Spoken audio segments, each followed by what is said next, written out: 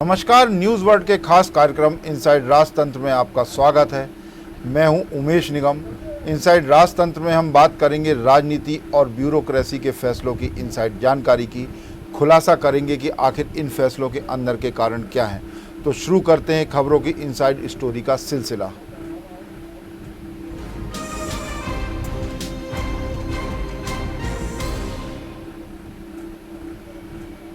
नगरीय निकाय चुनाव के लिए राज्य सरकार के द्वारा अभी तक अपनाई जा रही आरक्षण की प्रक्रिया को हाई कोर्ट की ग्वालियर बेंच गलत ठहरा चुकी है। अब राज्य सरकार इस मामले में सुप्रीम कोर्ट के फैसले का इंतजार कर रही है। राज्य सरकार ने हाई कोर्ट की ग्वालियर बेंच के फैसले के खिलाफ सुप्रीम कोर्ट में एसएलपी दाखिल की है। इधर राज्य सरकार ने नगरीय निकाय चुनाव कराने के लिए गुपचुप तरीके से चक्रानुक्रम में आरक्षण करने की भी तैयारी शुरू कर दी है। चक्रानुक्रम से महापौर और पार्षद पद का आरक्षण करने के लिए नगर निगम अधिनियम 1956 और नगर पालिका और नगर परिषद के अध्यक्ष एवं पार्षद का आरक्षण करने के लिए नगर पालिका अधिनियम 1961 के अधिनियम की धाराएं बदलना पड़ेंगी।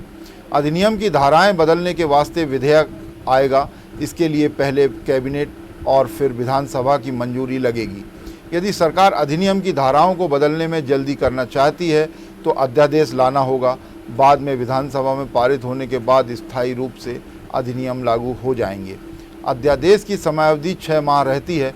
संविधान के 74वें संशोधन में नगरीय निकाय के चुनाव चक्रानुक्रम से कराए जाने का प्रावधान किया गया है, लेकिन नगरीय प्रशासन एवं विकास विभाग के अफसर अभी तक निकायों में अनुसूचित जाति और जनजाति वर्ग के महापौर, अध्यक्ष और पार्षद के पदों का आरक्षण जनगणना की आबादी के घनत्व के मान से कर रहे थे। नगर निगम वाले जिन शहरों में अनुसूचित जाति वर्ग की आबादी ज़्यादा थी, उसका अनुसूचित जाति वर्ग के महापौर के लिए आरक्षण कर दिया जाता था। इसके बाद इसमें चक्रानुक्रम के आधार पर महिलाओं के लिए महापौर पद का आरक्षण किया जाता था। इसी प्रक्रिया से अनुसूचित जनजाति वर्ग के महापौर के लिए आरक्षण प्रक्रिया को अपनाया जा रहा था। इसी प्रक्रिया से नगर पालिका और नगर परिषद के अध्यक्ष भी आबादी के घनत्व के मान से करने के बाद महिला पद का आरक्षण चक्रानुक्रम के आधार पर किया जा रहा था। चक्रानुक्रम के आधार पर नगरीय निकाय के आरक्षण किए जाते हैं, तब आबादी का घनत्व आधार नहीं रहेगा। चक्रानुक्रम में आरक्षण होने से बारी बारी से पद सभी वर्गों के लिए आरक्षित होते जाएंगे। जानकारों का मानना है कि चक्रानुक्रम से आरक्षण होने पर जहां अनुसूचित जाति अथवा अनुसूचित जनजाति वर्ग की आबादी ज़्यादा है, वहां सामान्य या पिछड़ा वर्ग के लिए भी आरक्षित हो जाएगा।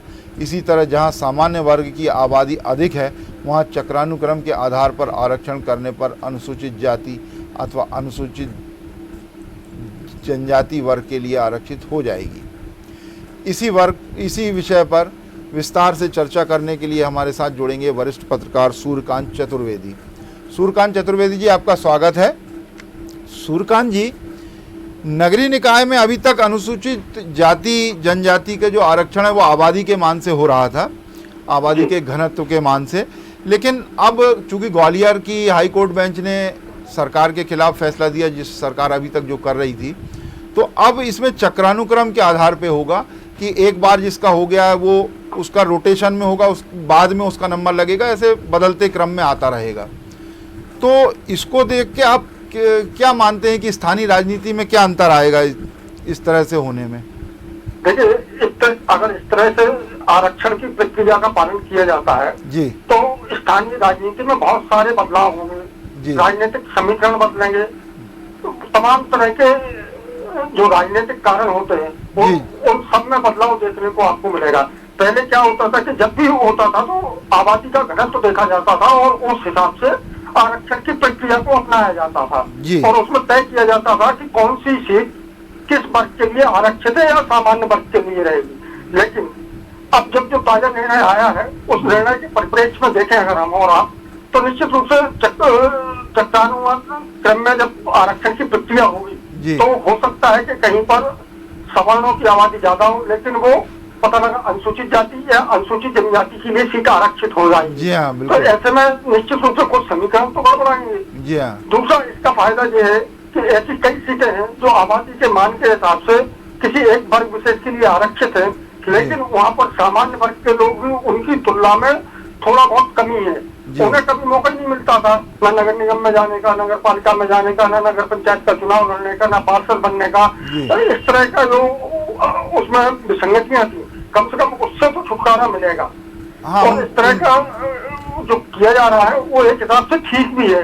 हालांकि इसके कुछ दुष्परिणाम भी सामने आएंगे, क्योंकि आपने देखा होगा जो भी राजनीतिक दल के लोग होते हैं या जिन्हें मौका मिलता है, जब उन्हें पता होता है कि अगली बार मुझे चुनाव लड़ने का मौका इस सीट पर नहीं मिलना है, तो वो जनता के प्रति और विकास के प्रति उतने जवाबदेह नहीं रहते हैं। तो एक सबसे बड़ा इस मामले में दुष्परिणाम भी सामने आएगा। उसमें उदासीन रहेंगे और इसमें दो मत नहीं है कि दूसरों को अवसर भी मिलेगा।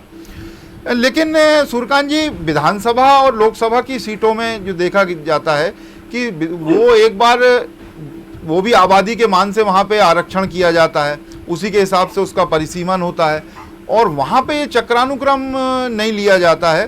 तो ऐसा क्या है कि नगरीय निकाय के चुनाव में लिया जाए, हर बार चक्रानुक्रम से आरक्षण किया जाता है, लेकिन लोकसभा और विधानसभा के मामले में ये पैमाना नहीं होता है?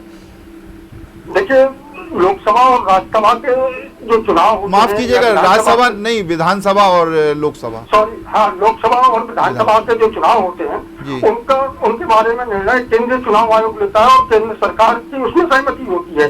लेकिन राज्यों में तमाम तरह के जो राजनीतिक दल होते हैं वो अपना फायदा देखने के लिए इस तरह के नियम बनाते हैं और इस तरह की प्रक्रियाओं का पालन करवाते हैं।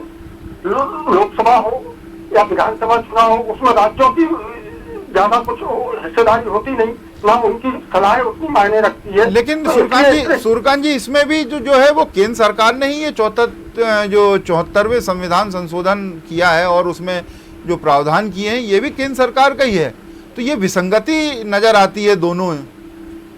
नहीं, एक्चुअल में क्या है कि जब कोई चीज परिवर्तित की जाती है तो वो स्टेप बाय स्टेप करते हैं जी। तो अभी तक तो जो चीजें चल रही थी, जो नियमों प्रक्रियाओं का पालन किया जा रहा था, अगर आप उसमें बदलाव करते हैं तो एक साथ सारी जगह नहीं की जाती है, उसको स्टेप बाय स्टेप उसको प्रयोग में लाते हैं और फिर उसके परिणाम देखते हैं। और इसे भी उसी दृष्टि से देखा जाना चाहिए, क्योंकि केंद्र सरकार ने किया है, लेकिन केंद्र के बाद इम्प्लीमेंटेशन तो राज्य स्तर पर होना है। तो जब उसका क्रियान्वयन करेंगे तो उससे क्या परिणाम अच्छे निकलते हैं या उसके क्या दुष्परिणाम सामने आते हैं, उस तरह का प्रयोग मुझे लगता है कि नगरीय निकाय चुनाव में देखने को मिलेगा। और उसके आधार पर आगे कोई लोकसभा चुनाव के लिए सीटों का आरक्षण हो या विधानसभा चुनाव के लिए सीटों का आरक्षण हो, उनमें भी उसी तरह प्रक्रिया अपनाई जा सकती है। जी हाँ सूर्यकांत जी, एक बात और है कि ये जो जिस तरह से अभी प्रक्रिया अपनाई जा रही थी, राज्य सरकार के जो अधिकारी हैं नगरीय प्रशासन विभाग के, जो आरक्षित कर रहे थे वो आबादी के मान से आरक्षित कर रहे थे, जबकि जो संविधान के 74वें संशोधन में ये प्रावधान है कि चक्रानुक्रम से करना, तो ये भी एक बहुत बड़ी मनमानी ही कही जाएगी कि मनमानी कर रहे थे अधिकारी कि अब जो प्रावधान दिए गए हैं उन प्रावधान से हट के उन्होंने अपने तरह से प्रावधान बना लिए, और यही कारण है कि ग्वालियर बेंच में हार का सामना देखना पड़ा सरकार को। क्या कहेंगे? देखिए निगम साहब, अधिकारी वो करते हैं जो सरकार चाहती है या सरकार की मंशा होती है। अगर सरकार की मंशा नहीं होती, राज्य सरकार की मंशा नहीं होती, तो राज्य सरकार के अधीन आने वाले अधिकारियों की इतनी जरूरत नहीं है कि वो अपने मन से कुछ हटके कोई काम कर सकें, क्योंकि उन्हें मालूम है कि अगर वो करेंगे आज नहीं कल सामने आएगा तो सरकार की नाराजगी का उन्हें सामना करना पड़ेगा और उनके कैरियर पर भी दाव लग सकता है। तो इसलिए आप यह मान के चलें कि निश्चित रूप से इस पूरे मामले में सरकार की मंशा के हिसाब से ही नगरीय निकाय के अधिकारियों द्वारा आरक्षण की प्रक्रिया को अपनाया जा रहा था। इसमें कतई दो मत नहीं है कि अधिकारी खासतौर पर इस तरह के मसलों में अपनी मनमानी नहीं कर सकते हैं, और अगर सरकार की मंशा नहीं होती तो स्वाभाविक रूप से अधिकारी इस तरह के कदम उठा ही नहीं सकते। इसलिए आप मान के चलिए कि सरकार की मंशा इस तरह के कदमों में रही है, अन्यथा इस तरह का कोई कदम नहीं उठाया जा सकता था। जी हाँ, बिल्कुल ये सही कहा आपने कि सर यदि ऊपर से इस तरह की मंशा नहीं होती तो नीचे करने की कोई हिमाकत नहीं कर सकता था। सूर्यकांत जी, एक बात और है कि जो अभी सत्ताधारी दल है या सरकार है वो नगरीय निकाय के चुनाव लगातार टालते जा रहे हैं। जैसे पहले ये कहा जा रहा था कि बंगाल चुनाव हैं इस वजह से हो गए, हालांकि मामला हाई कोर्ट में चला गया था, फिर हाई कोर्ट से स्टे मिल गया, इस वजह से हुआ कानूनी रूप से। लेकिन इसके पीछे यदि जो कारण देखें तो पहले यही था कि बंगाल चुनाव थे, तो सारे नेता व्यस्त थे सभी दलों के। उसके बाद अभी फिर ये मामला टलता हुआ अभी दिख रहा है, हालांकि कई बार लगता है कि होने वाले हैं। तो ये क्यों टाले जा रहे हैं लगातार, क्या कारण दिखते हैं आपको इसके पीछे? देखिए, क्या इनके अभी माहौल जो है मुफीद नहीं है, इनके हिसाब से माहौल नहीं है, इस वजह से लगातार टाले जा रहे हैं? देखिए, जिस तरह की कोरोना की लहर आई जी, उसके पहले तमाम राजनीतिक घटनाक्रम चले, इन सारी चीजों को देखते हुए जनता में सरकारी सिस्टम के प्रति एक आक्रोश है जी। और सरकार भी जानती है, सरकार में बैठे लोग भी जानते हैं कि अगर आक्रोश के बीच हमने नगरीय निकाय चुनाव करा लिए तो निश्चित रूप से उसमें जनता का आक्रोश का उन्हें नुकसान उठाना पड़ेगा। तो यह सारी चीजें सोचते हुए धीमे धीमे सरकार उसको आगे टालती जा रही है। आप देखिए ना कि विधानसभा के उपचुनाव हो सकते हैं लेकिन नगरीय निकाय चुनाव नहीं हो सकते। हाँ। अरे भाई, क्यों नहीं हो सकते? जब आप एक साथ 29 नगरीय विधानसभा के उपचुनाव करा सकते हो तो नगरीय निकाय चुनाव भी हो सकते हैं। अन्यथा कोरोना के बहाने आपको विधानसभा के उपचुनाव भी टाल देना चाहिए थे। तो यह कहना तो वो चूंकि सरकार के अपने तर्क हैं, लेकिन वास्तविकता यह है कि सरकार जानती है कि अगर इस समय वो नगरीय निकाय चुनाव में जाती है तो उसके दल को नुकसान उठाना पड़ सकता है और जब तक पार्टी उसके सरकार के प्रति या उसकी पार्टी के प्रति अनुकूल माहौल नहीं बनता है तब तक किसी न किसी बहाने से चुनाव टाले जाते रहेंगे और वो टाले ही जा रहे हैं। सरकार की मंशा यह कतई नहीं होती है कि समय पर तमाम चीजें हों। सरकार चाहती है कि माहौल उसके अनुकूल हो, परिणाम उसके अनुकूल आए, तो सरकारें तो उसी हिसाब से कदम उठाती हैं और उसकी स्थिति आप देख सकते हैं नगरीय निकाय चुनाव। अन्यथा ऐसी कोई बड़ी बात नहीं थी, जब आप 29 विधानसभा सीटों के एक साथ उपचुनाव करा सकते हैं तो नगरीय निकाय के चुनाव भी हो सकते थे। जी हाँ, ये सही कहा आपने कि जब माहौल उनके मुताबिक होगा तभी ये चुनाव की तारीखें आएंगी सामने। और निगम साहब, इसमें खास बात एक और है कि नगरीय निकाय चुनाव को इस समय यह मान के चला जा रहा है कि 2 साल बाद जब विधानसभा के उपचुनाव होंगे तो यह उसका लिटमस टेस्ट होगा। जी हाँ। तो कोई भी दल जो सत्ता में होता है वो नहीं चाहता है कि उसे चुनाव के पहले इस तरह के लिटमस टेस्ट में क्या सामना करना पड़े। जी हाँ, उसमें तो ये सही कहा कि जो अधिकारी हैं वो अपनी मनमानी इतनी ज़्यादा नहीं कर सकते जब तक कि ऊपर से निर्देश ना हो किसी भी प्रक्रिया को अपनाने के लिए। फिलहाल नगरीय निकाय चुनाव के लिए सरकार जो है सुप्रीम कोर्ट का इंतज़ार कर रही है फैसले का।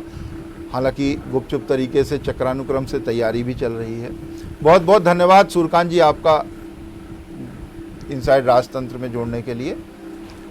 अब बात करेंगे एक और प्रशासनिक खबर की। प्रदेश के 1107 पुलिस थानों और 653 पुलिस चौकी में सीसीटीवी कैमरे लगाए जाएंगे। इस काम पर राज्य सरकार 80 करोड़ की राशि खर्च कर रही है। अगले 4 महीने में इन सभी थानों में पुलिस चौकियों में सीसीटीवी कैमरे लगा दिए जाएंगे। ये सीसीटीवी कैमरे टीआई एसआई के कमरे से लेकर पूरे थाने और पुलिस चौकियों के अंदर बाहर लगाए जाएंगे। सुप्रीम कोर्ट के निर्देश पर यह काम किया जा रहा है। जजों का मानना है कि सीसीटीवी कैमरे थाने और पुलिस चौकियों में लगने से हवालात में बंद आरोपियों के मानवाधिकार हनन की शिकायतें रुकेंगी। मध्य प्रदेश के अपर मुख्य सचिव गृह ने सुप्रीम कोर्ट में एवं पुलिस महानिदेशक ने जबलपुर में एफिडेविट देकर कहा है कि 4 माह की अवधि में प्रदेश के पुलिस थानों और पुलिस चौकियों में सीसीटीवी कैमरे लगा लिए जाएं। पुलिस पर थाने और पुलिस चौकियों में मारपीट और दुर्व्यवहार की शिकायतों में कमी आएगी। पुलिस थानों में 10 से 12 और पुलिस चौकियों में 4 से 5 सीसीटीवी कैमरे लगाए जाएंगे। इन सीसीटीवी कैमरों में नाइट विजन भी रहेगा और साउंड रिकॉर्डिंग की सुविधा भी रहेगी। अंधेरे में भी यह कैमरे अच्छे से रिकॉर्डिंग कर सकेंगे। टीआई और एसआई के कमरे के हर कोने की इन कैमरों से रिकॉर्डिंग की जाएगी। थानों और चौकियों के भीतर और बाहर भी कैमरे लगेंगे। इससे थाने और चौकियों की हर गतिविधि की रिकॉर्डिंग की जाएगी। यह रिकॉर्डिंग 18 महीने तक उपलब्ध रहेगी। इन कैमरों से थानों और चौकियों की गतिविधियों और राज्य और जिला स्तरीय ओवरसाइट कमेटी मॉनिटरिंग करेगी। राज्य स्तर की समिति के अध्यक्ष गृह सचिव होंगे और जिला स्तर की कमेटी के अध्यक्ष गृह सचिव होंगे, जबकि जिला स्तर की कमेटी के अध्यक्ष कलेक्टर को बनाया गया है। 1107 पुलिस थानों का चयन किया गया है सीसीटीवी कैमरे लगाने के लिए। इसके अलावा 653 पुलिस चौकियां हैं जहां सीसीटीवी कैमरे लगाए जाएंगे। सुप्रीम कोर्ट के निर्देश पर ये सब काम पुलिस महकमा करवा रहा है। अदालतों का मानना है कि सीसीटीवी कैमरे लगने से पुलिस की जो प्रताड़ना की लगातार शिकायतें आती हैं उनमें कमी आएगी, उस पर रोक लगेगी। अब ये रोक कितनी लगेगी ये आने वाले समय में पता चलेगा। इन सीसीटीवी कैमरों को लगाने के लिए 4 महीने की मोहलत दी गई है। 4 महीने की अवधि में ये सीसीटीवी कैमरे सभी जो भी थाने चिन्हित किए गए हैं, जो भी पुलिस चौकी चिन्हित की गई हैं, उनमें लगा लिए जाएं। इस संबंध में डीजीपी ने और एसीएस होम ने अदालत में एफिडेविट भी दिया है। इन सीसीटीवी कैमरों की विशेषता है कि 18 महीने तक इसकी रिकॉर्डिंग रखी जाएगी। जिला और राज्य स्तर पर इन सीसीटीवी कैमरों की मॉनिटरिंग भी लगातार की जाती रहेगी।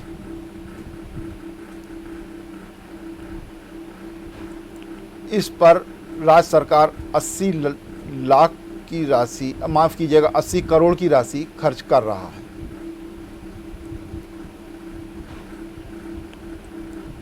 अब बात करेंगे एक और प्रशासनिक खबर की। मध्य प्रदेश के ग्रामीण क्षेत्रों में कुल 81.96 लाख बिजली कनेक्शन हैं। इनमें से 7,46,000 लाख घरों में और 98,875 कृषि पंप उपभोक्ताओं ने अभी तक बिजली के मीटर ही नहीं लगवाए हैं। इसी तरह ग्रामीण क्षेत्रों में 8,45,000 बिजली के उपभोक्ताओं के यहाँ मीटर ही नहीं लगे हैं। यह आंकड़ा कुल घरेलू उपभोक्ताओं का 9.76% और कृषि पंप उपभोक्ताओं का 18.04% है। इसमें भी सर्वाधिक संख्या मध्य एवं पूर्व क्षेत्र विद्युत वितरण कंपनी की है। इन उपभोक्ताओं को औसत खपत के आधार पर बिल थमाए जा रहे हैं। इससे बिजली चोरी बढ़ रही है।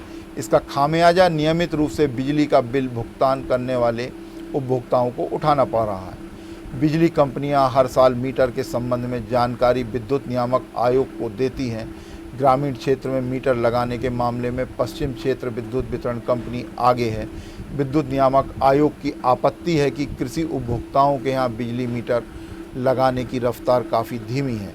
मीटर नहीं होने से कृषि उपभोक्ताओं की मांग का आकलन नहीं हो पाता, जिससे ऊर्जा ऑडिट करना भी संभव नहीं हो पाता। ग्रामीण क्षेत्रों में कई फीडर मीटर खराब पड़े हैं, जिन्हें तुरंत बदलने की ज़रूरत है। सभी उपभोक्ताओं के लिए अलग अलग मीटर लगाए जाने के लिए विद्युत नियामक आयोग पहले ही कह चुका है। कृषि पंप के वितरण ट्रांसफार्मर की जगह किसानों को व्यक्तिगत मीटर कनेक्शन की भी तत्काल व्यवस्था करनी चाहिए। मीटर बंद होने की स्थिति में विद्युत वितरण कंपनियां पिछले महीनों के बिलों की राशि का औसत निकालती हैं और यही राशि बिल के तौर पर वसूली जाती है। मीटर रीडिंग हो जाने के बाद वास्तविक बिल तैयार किया जाता है, फिर वसूल की गई राशि को एडजस्ट किया जाता है। प्रदेश के ग्रामीण क्षेत्रों में 76,48,992 घरेलू उपभोक्ता हैं। इसके अलावा प्रदेश में 5,47,993 कृषि पंप उपभोक्ता हैं। प्रदेश के ग्रामीण क्षेत्रों में 76,48,992 घरेलू उपभोक्ता हैं, जबकि प्रदेश में 5,47,993 कृषि पंप के उपभोक्ता हैं। ग्रामीण क्षेत्रों के 7,46,000 घरेलू उपभोक्ताओं के यहाँ अभी तक विद्युत वितरण कंपनी मीटर ही नहीं लगा सकी। मीटर लगाने के लिए विद्युत नियामक आयोग लगातार इन कंपनियों पर दबाव डाल रहा है, बावजूद इसके मीटर लगाने की गति में तेज़ी नहीं आ रही। 98,875 कृषि पंप उपभोक्ताओं ने बिजली के मीटर अभी तक लगवाए ही नहीं हैं। ये उपभोक्ता जो हैं वो औसत बिल के आधार पर, जो औसत खपत होती है उसके आधार पर बिल का भुगतान कर रहे हैं। मीटर नहीं होने से कृषि उपभोक्ताओं की मांग का विद्युत विभाग जो है वो आकलन नहीं कर पाता है। इससे कृषि उपभोक्ताओं के जो ऊर्जा का ऑडिट है विद्युत कंपनियों को जो करना चाहिए वो ऑडिट भी नियमित नहीं हो पा रहा है। इससे ये पता ही नहीं चल पा रहा है कि कितनी खपत किस क्षेत्र में ज़रूरत है और कितनी दी जानी चाहिए। उपभोक्ताओं को औसत खपत के आधार पर बिल थमाने से बिजली चोरी भी बढ़ रही है। गांव में औसत जो बिजली की खपत है उसके आधार पर ही लगातार बिजली कंपनी बिल थमा रहे हैं। अब बात करेंगे खास सेगमेंट चलते चलते की। जिसमें राजनीति या ब्यूरोक्रेसी के क्षेत्र में चर्चित प्रसंग की बात की जाती है, तो आज राजनीति के क्षेत्र से जुड़ा एक बेहद रोचक प्रसंग खासा चर्चा का विषय बना हुआ है। आपको मशहूर फिल्म शोले के हरिराम नाई का कैरेक्टर तो भली भांति याद होगा। ऐसा ही एक कैरेक्टर सत्ताधारी दल के प्रदेश कार्यालय में लोगों को खासी परेशानी में डाल देता है। वाकया कुछ इस तरह है कि सत्ताधारी दल के नेता आजकल प्रदेश कार्यालय के हरिराम नाई से खासे परेशान हैं। अपनी महत्वाकांक्षा पूरी करने के लिए ये महाशय किसी भी तरह के हथकंडे अपना लेते हैं। आजकल ये महाशय अपनी महत्वाकांक्षा पूरी करने के लिए संगठन के एक बड़े ओहदेदार को खुश करने में जुटे हुए हैं। ये महाशय मोबाइल का बेहतर इस्तेमाल करना भी जानते हैं। इनके मोबाइल के बेहतर इस्तेमाल करने की कला की जैसे जैसे ख्याति फैलती जा रही है, वैसे वैसे लोग इनसे सतर्क होते जा रहे हैं। दरअसल ये महाशय पार्टी के संगठन के एक बड़े पदाधिकारी के पास पीछे रात के अंधेरे में पहुंचते हैं। दिन भर जिन लोगों से इनकी बातचीत होती है उसकी रिकॉर्डिंग ये महाशय नेताजी को सुनाते हैं। यह सिलसिला लगभग रोज का है। कितने भी बड़े नेता से बात हुई हो, उसकी रिकॉर्डिंग पीछे सुनाना ही इन्होंने अपना परमोधर्म बना लिया है। दर्शकों की सुविधा के लिए बताते चलें कि हरिराम नाई की भूमिका निभाने वाले नेता चंबल क्षेत्र से आते हैं और पिछले कुछ समय से विधायक का टिकट लेने की जुगाड़ में लगे हुए हैं। इनसाइड राजतंत्र में आज बस इतना ही। कल फिर मिलेंगे राजनीति और ब्यूरोक्रेसी के कुछ नए फैसलों की इनसाइड स्टोरी के साथ। तब तक के लिए मुझे दीजिए इजाज़त। खबरों के लिए आप देखते रहिए न्यूज़ वर्ल्ड।